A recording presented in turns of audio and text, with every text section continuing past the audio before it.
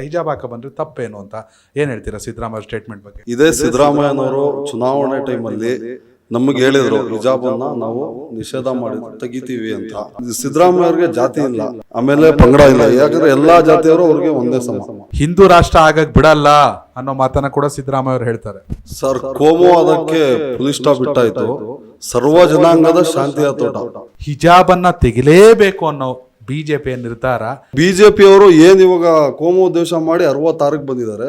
ಲೋಕಸಭೆ ಚುನಾವಣೆಯಲ್ಲೂ ಇದೇ ತರ ರಿಸಲ್ಟ್ ಬರುತ್ತೆ ಸರ್. ಎಲ್ಲರಿಗೂ ಸರಿ ಸಮಾನವಾಗಿ ಸರ್ವ ಜನಾಂಗದಲ್ಲಿ ಯಾರು ಕೆಳಮಟ್ಟದಲ್ಲಿದ್ದಾರೆ ಅವ್ರು ಬೆಳಿಬೇಕು ಅಂತ ಅವ್ರಿಗೆ ಆಸೆ. ವೀಕ್ಷಕರೇ, ಇಡೀ ರಾಜ್ಯದಲ್ಲಿ ಸಿದ್ದರಾಮಯ್ಯನವರ ಒಂದು ಮಾತು, ಒಂದು ಆದೇಶ, ಒಂದು ಚಿಂತನೆ ಹೊಸ ಕಿಚ್ಚನ್ನು ಹೊತ್ತಿಸಿದೆ.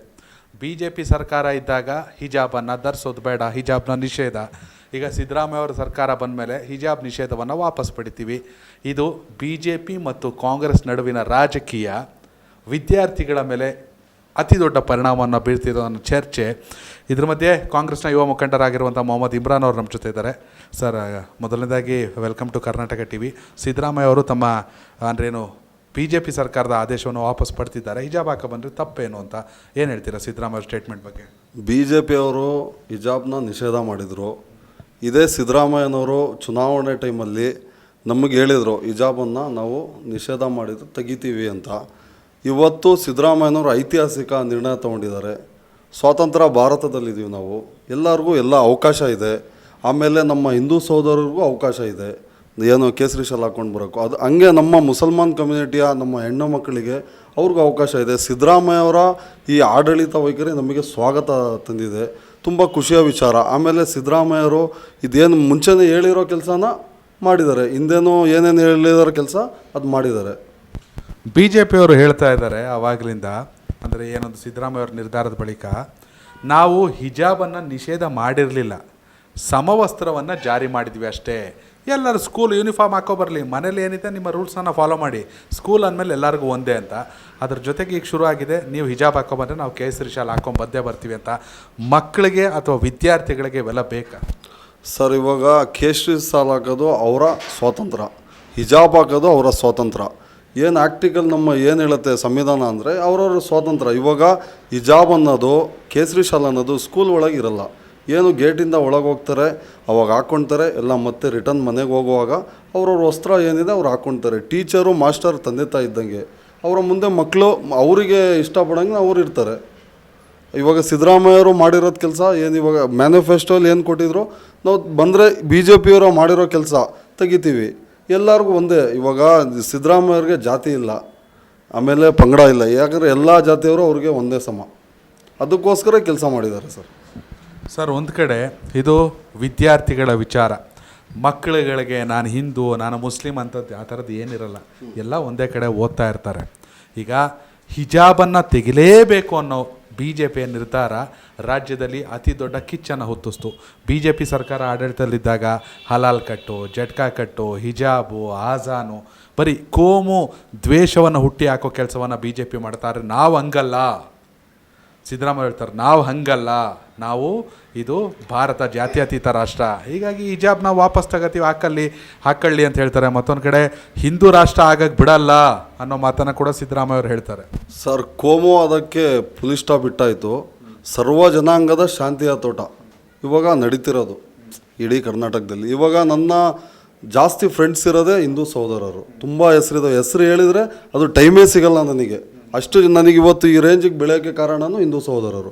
ನಮ್ಮ ಮುಸಲ್ಮಾನ್ ಸಹೋದರರು ಇದ್ದಾರೆ, ಹಿಂದೂ ಜಾಸ್ತಿ ಹೆಚ್ಚು ಪ್ರೀತಿ ಮಾಡ್ತಾರೆ, ನನ್ನನ್ನು ಇಷ್ಟಪಡ್ತಾರೆ. ಯಾಕೆ ಇಷ್ಟಪಡ್ತಾರೆ? ಸರ್ವ ಜನಾಂಗ ಇದೆ ಸರ್, ನಾವು ಏನು ಬೇಕಾದ್ರೂ ಕ್ರಿಯೇಟ್ ಮಾಡ್ಕೊಳ್ಬೋದು. ಆದರೆ ನಮ್ಮ ರಾಜ್ಯದಲ್ಲಿ ಅಣ್ಣ ತಮ್ಮಂದಿರೋ ಥರ ನಾವು ಬದುಕ್ತಿದ್ದೀವಿ ಸರ್, ಮುಂದೇನೂ ಬದುಕ್ತೀವಿ. ನಿಮಗೆ ಗೊತ್ತಾಗುತ್ತೆ, ಬಿ ಜೆ ಪಿಯವರು ಏನು ಇವಾಗ ಕೋಮು ಉದ್ದೇಶ ಮಾಡಿ 66ಕ್ಕೆ ಬಂದಿದ್ದಾರೆ. ಲೋಕಸಭೆ ಚುನಾವಣೆಯಲ್ಲೂ ಇದೇ ಥರ ರಿಸಲ್ಟ್ ಬರುತ್ತೆ ಸರ್. ಅಂದರೆ ಜನಸಾಮಾನ್ಯರು ಈ ದೇಶದಲ್ಲಿ ರಾಜ್ಯದಲ್ಲಿ ಎಲ್ಲ ಅಣ್ಣ ತಮ್ಮದಿರ ಥರ ಇದ್ದಾರೆ.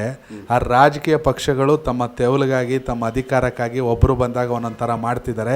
ಈ ಸಂಸ್ಕೃತಿ ಅಥವಾ ಈ ದೇಶ ಏನೋ ಸರ್ವ ಜನಾಂಗದ ಶಾಂತಿಯ ತೋಟ ಅಂತ ಹೇಳಿದ್ರಿ, ಅದನ್ನೇ ಮರೆಮಾಚೋ ಕೆಲಸವನ್ನು ಒಬ್ಬರು ಬಂದಾಗ ಮಾಡ್ತಾರೆ, ಇನ್ನೊಬ್ಬರು ಬಂದಾಗ ಅದನ್ನ ಉಳಿಸೋ ಕೆಲಸ ಮಾಡ್ತಾರೆ. ರಾಜಕಾರಣಿಗಳಿಗೋಸ್ಕರ ಜನ ಬಲಿ ಆಗ್ತಿದ್ದಾರೆ ಅನಿಸುತ್ತೆ ಸರ್. ಇವಾಗ ರಾಜಕಾರಣಿಗೋಸ್ಕರ ಜನ ಬಲಿ ಆಗ್ತಿಲ್ಲ, ಅವ್ರ ಮಾತು ಕೇಳೋರು ಬಲಿ ಆಗ್ತಿರೋದು. ಜನ ಆರಾಮಾಗೇ ಇದ್ದಾರೆ.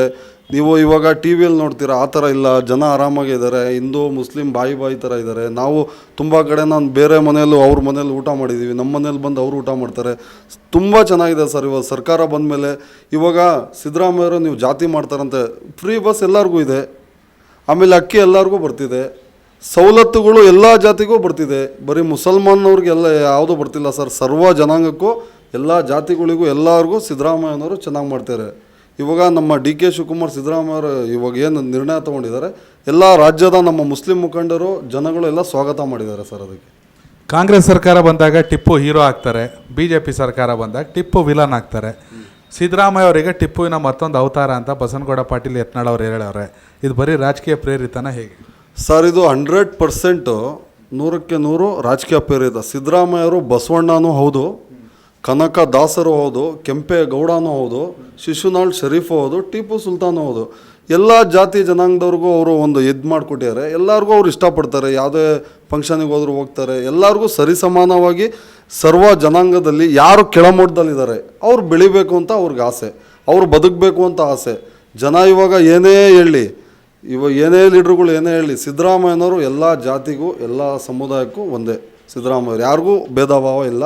ಸರ್ವ ಜನಾಂಗದವ್ರಿಗೂ ಸಿದ್ದರಾಮಯ್ಯವರು ಒಂದೇ ಬಯಸ್ತಾರೆ. ಎಲ್ಲ ಮಹನೀಯರಿಗೂ ಅವರು ಎಲ್ಲ ಪೂಜೆಯ ಸ್ಥಾನನೇ ಕೊಟ್ಟಿರೋದು ಸರ್. ಒಬ್ಬರಿಗೆ ಕೊಟ್ಟಿರೋದು ಸುಳ್ಳದು. ಟಿಪ್ಪು ಸುಲ್ತಾನ್ ಅವ್ರಿಗೆ ಒಬ್ಬರಿಗೆ ಆ ಸ್ಥಾನ ಕೊಟ್ಟಿರೋದು ಸುಳ್ಳು. ಬಸವಣ್ಣವ್ರಿಗೂ ಅದೇ ಸ್ಥಾನ, ಕನಕದಾಸರಿಗೂ ಅದೇ ಸ್ಥಾನ, ಕೆಂಪೇಗೌಡರಿಗೂ ಅದೇ ಸ್ಥಾನ, ಶಿಶುನಾಳ್ ಶರೀಫ್ ಅವ್ರಿಗೂ ಅದೇ ಸ್ಥಾನ, ಸಂತ ಇವಾಗ ನಮ್ಮ ಇವರು ಕ್ರಿಶ್ಚಿಯನ್ ಅವರು ಗುರುಗಳಿಗೂ ಒಂದೇ ಸ್ಥಾನ, ಎಲ್ಲರಿಗೂ ಕೊಟ್ಟಿದ್ದಾರೆ ಸರ್. ನೀವೇ ನೋಡ್ತೀರಾ. ಒಟ್ಟಿನಲ್ಲಿ ಕಾಂಗ್ರೆಸ್ ಸರ್ಕಾರ ಅಂದರೆ ಸಿದ್ದರಾಮಯ್ಯವ್ರು ತೆಗೆದುಕೊಂಡಿರುವಂಥ ಈ ನಿರ್ಧಾರ ಸರಿ. ನಾವು ಹಿಜಾಬ್ ಹಾಕೊಂಡು ಬರ್ತೀವಿ, ನಮ್ಮ ಸಹೋದರರು ಕೇಸರಿ ಶಾಲೆ ಹಾಕೋ ಬರಲಿ, ಅದರಲ್ಲಿ ತಪ್ಪೇನು? ಯೂನಿಫಾರ್ಮ್ ಜೊತೆಗೆ ಅವ್ರವ್ರಿಗೆ ಇಷ್ಟವಾದ ಅವ್ರ ಧರ್ಮವನ್ನು ಪಾಲಿಸಲಿ ಅಂತ ನೀವು ಹೇಳ್ತೀರಾ? ಸತ್ಯ ಸರ್. ಇವಾಗ ನಮ್ಮ ಹಿಂದೂ ಸಹೋದರರು ಹಾಕ್ಕೊಂಡು ಬಂದರು, ನಮಗೇನು ಅಭ್ಯಂತರ ಇಲ್ಲ. ನಮ್ಮ ಮುಸಲ್ಮಾನ್ ಸಹೋದರಿಯರು ಹಾಕ್ಕೊಂಡು ಬರ್ತಾರೆ, ಅವರು ಬರಲಿ. ಅದರಲ್ಲಿ ಏನಿದೆ ಸರ್, ಸಂವಿಧಾನ ಎಲ್ಲರಿಗೂ ಹಕ್ಕೊಟ್ಟಿದೆ. ಇವಾಗ ಎಲ್ಲರೂ ಏನು ಬೇಕಿದ್ರು ಹಾಕ್ಕೊಂಡು ಬರ್ಬೋದು. ಆದರೆ ಏನು ಬೇಕಿದ್ರು ಅಂದರೆ ಅದು ರಾಜಕೀಯ ಪ್ರೇರಿತ ಆಗ್ಬೋದು. ಅದು ಸಹೋದರಿ ಥರ ಅಲ್ಲಿ ಕ್ರಿಯೇಟ್ ಆಗಿ ನಾವೆಲ್ಲ ಒಂದೇ ಅಂತ ಹೋದರೆ ಎಲ್ಲ ಕರೆಕ್ಟ್ ಆಗುತ್ತೆ ಸರ್. ನಾನು ಒಂದು ವಿದ್ಯಾರ್ಥಿಗಳಿಗೆ ಏನು ಹೇಳೋದು ಅಂದರೆ, ರಾಜಕೀಯದವ್ರಿಗೆ ನೀವು ಬಲಿಯಾಗಬೇಡಿ. ನಿಮ್ಮ ಏನು ಇದೆ, ನಿಮ್ಮ ಅಪ್ಪ ಅಮ್ಮ ಕನಸು ಏನಿದೆ, ನೀವು ಡಾಕ್ಟ್ರ್ ಆಗಬೇಕು, ಇಂಜಿನಿಯರ್ ಆಗಬೇಕು, ಅದ್ರ ಹಿಂದೆ ಬೀಳಿ ನೀವು, ಅಷ್ಟೇ ಸಾಕು ಸರ್. ಈಗ ಯಾರು ಹಿಜಾಬ್ ಹಾಕೊಂಡ್ ಬರ್ತಾ ಇರಲಿಲ್ಲ, ಸ್ಕೂಲ್ ಅಂದಮೇಲೆ ಯೂನಿಫಾರ್ಮು, ಸ್ಕೂಲಲ್ಲಿ ಯಾವ ಮಕ್ಕಳು ನೀನು ಯಾವ ಜಾತಿ ಅನ್ನೋದು ಬರಲ್ಲ ಮಕ್ಕಳುಗಳಿಗೆ. ಈಗ ಆ ಇಶ್ಯೂ ಮುಚ್ಚೋಗಿತ್ತು. ಯಾರು ಹಿಜಾಬ್ ಹಾಕೋ ಬರ್ತಿರಲಿಲ್ಲ, ಯೂನಿಫಾರ್ಮ್ ಹಾಕೊಂಡು ಬರ್ತಿದ್ರು. ಶಾಲೆ ಅಂದಮೇಲೆ ಸಮವಸ್ತ್ರ. ಈಗ ಅನವಶ್ಯಕವಾಗಿ ಮತ್ತೆ ನಾವು ಹಿಂದೆ ಪಡ್ತಿದ್ದೀವಿ ಅನ್ನೋ ಸಿದ್ದರಾಮಯ್ಯ ನಿರ್ಧಾರ ಚರ್ಚೆ ಗ್ರಾಸವಾಗಿದೆ. ಅದು ಬೇಕಿತ್ತಾ ಸರ್? ಅವಾಗ ಕ್ರಿಯೇಟ್ ಮಾಡಿದ್ರಲ್ಲ ಸರ್ ಅವರು, ನಾವು ನಿಷೇಧ ಮಾಡಿದ್ದೀವಿ ಅಂತ. ಅದಕ್ಕೆ ಸಿದ್ದರಾಮಯ್ಯರು ವಾಪಸ್ ತಗೊಂಡಿದ್ದೀವಿ ಅಂತ ಹೇಳಿದ್ದಾರೆ. ಯಡಿಯೂರಪ್ಪ ಇದ್ದಾಗಲೂ ಹಿಜಾಬ್ ಹಾಕ್ಕೊಂಡು ಹೋಗ್ತಿದ್ರು, ಸದಾನಂದ ಗೌಡರು ಇದ್ದಾಗಲೂ ಹಾಕ್ಕೊಂಡು ಹೋಗ್ತಿದ್ರು, ತುಂಬ ಜನ BJPಯ ಮಿನಿಸ್ಟ್ರುಗಳು ಇದ್ದಾಗಲೂ ಇವಾಗ ಚುನಾವಣೆ ಪೂರ್ವವಾಗಿ ಅವ್ರು ತೆಗ್ದಿದ್ರು, ಕ್ಲೋಸ್ ಆಯಿತು. ಜನ ಬುದ್ಧಿ ಕಲಿಸಿದ್ದಾರೆ, ಜನ ನಮಗೆ ಅಧಿಕಾರ ಕೊಟ್ಟಿದ್ದಾರೆ. ಅಧಿಕಾರನ ಸುಸೂತ್ರವಾಗಿ ತಾಳ್ಮೆಯಿಂದ ನಮ್ಮ ಏನು ಯೋಜನೆಗಳು ಮತ್ತು ಈ ಕೆಲಸಗಳು ಎಲ್ಲರಿಗೂ ಒಂದೇ ಪಾಲಿರಬೇಕು ಅಂತ ಎಲ್ಲರಿಗೂ ಸರ್ ಸಿದ್ದರಾಮಯ್ಯನವರು ಅವರೆಲ್ಲ ಕೊಡ್ತಿದ್ದಾರೆ, ಅಧಿಕಾರ ಕೊಡ್ತಿದ್ದಾರೆ. ಎಸ್ ವೀಕ್ಷಕರೇ, ಒಟ್ಟಿನಲ್ಲಿ ಯಾವುದೇ ಚರ್ಚೆ ಇರಲಿಲ್ಲ. BJP ಹಿಜಾಬ್ನ ನಿಷೇಧ ಮಾಡ್ತೀವಿ ಅಂದಮೇಲೆ ಇಂಥದ್ದೆಲ್ಲ ಶುರುವಾಗಿತ್ತು. ಸಿದ್ದರಾಮಯ್ಯ ಅವರು ಹೇಳ್ದಂಗೆ ಜನ ಅವ್ರ ನಂಬಿಕೆಯನ್ನು ಉಳಿಸ್ಕೊಂಡಿದ್ದಾರೆ. BJP 66 ಸ್ಥಾನ ಕುಸಿತು, ಕಾಂಗ್ರೆಸ್ಸಿಗೆ 135 ಸ್ಥಾನ, ಸರ್ವ ಜನಾಂಗದ ಶಾಂತಿಯ ತೋಟ ಹೇಳದಂತೆ ಮಾಡಿದ್ದಾರೆ. ಅವ್ರವ್ರ ಧರ್ಮನ ಅವ್ರು ಪಾಲಿಸಲಿ ಅಂತ. ಇದು ಯುವ ಮುಖಂಡ ಕಾಂಗ್ರೆಸ್ನ ಮೊಹಮ್ಮದ್ ಇಮ್ರಾನ್ ಅವರ ಮಾತು. ಕ್ಯಾಮ್ರಾ ಪರ್ಸನ್ ಉಲ್ಲಾಸ್ ಜೊತೆ ಯೋಗೇಶ್, ಕರ್ನಾಟಕ TV ಬೆಂಗಳೂರು. ಈ ಭೂಮಿ ಮೇಲೆ ತಾನಷ್ಟೇ ಉದ್ಧಾರ ಆದ್ರೆ ಸಾಕು, ಬೇರೆಯವ್ರನ್ನ ಬೆಳೆಸೋ ಉಸಾಬರಿ ನಮ್ಗ್ಯಾಕೆ ಅನ್ನೋರ್ ಸಂಖ್ಯೆನೇ ಜಾಸ್ತಿ. ಆದ್ರೆ ಕೆಲವರು ಮಾತ್ರ ತಾನು ಬೆಳೆಯೋದ್ರ ಜೊತೆಗೆ ತನ್ನವರನ್ನು ಕೂಡ ಬೆಳೆಸ್ತಾರೆ. ತಮಗಿಂತ ಎತ್ತರಕ್ಕೆ ಬೆಳೆಯೋಕೆ ಬೆಳಕಾಗ್ತಾರೆ. ಸಾಧಿಸುವ ಗುರಿ ಇದ್ದವ್ರಿಗೆ ದಾರಿದೀಪ ಆಗ್ತಾರೆ. ಇದೀಗ ನಾನು ಇತರರ ಭವಿಷ್ಯಕ್ಕೆ ಬೆಳಕಾಗುವವರ ಸಂದರ್ಶನ ಮಾಡಲು ಹೊರಟಿದ್ದಾನೆ. ಮಿಸ್ ಮಾಡದೆ ನೋಡಿ ಕರ್ನಾಟಕ TV ದಾರಿದೀಪ.